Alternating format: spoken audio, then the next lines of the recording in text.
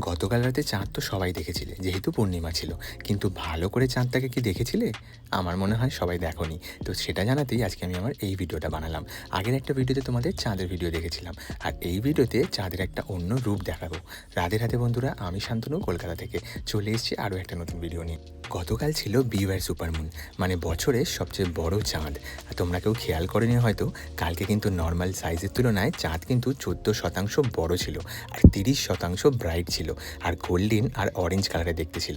দেখো ভিডিওটা আমি কিছুটা হলেও তুলে ধরতে পেরেছি। আর এইটা বছরের একটা দিনই হয়, আর এটা তখনই হয় যখন চাঁদ তার কক্ষপথে ঘুরতে ঘুরতে পৃথিবীর সবচেয়ে কাছে চলে আসে। আর তখনই এরকমভাবে একটা সিচুয়েশন তৈরি হয়। আর নর্মাল থেকে তোমরা দেখলে আমরা কেউ বুঝতেই পারবো না।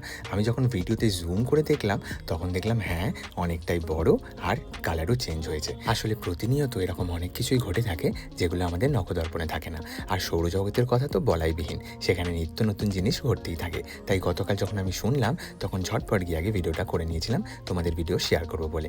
আর প্রকৃতির দিক থেকে দেখতে গেলে এই চাঁদ বড় হওয়ার আরেকটা কারণ হলো শীত আসতে চলেছে, তারই ইঙ্গিত দিচ্ছে। কি অদ্ভুত জিনিস, তাই না? ভগবানের কীরকম সৃষ্টি ভাবো, কীরকম প্রতিনিয়ত দিনরাত হয়েই চলেছে।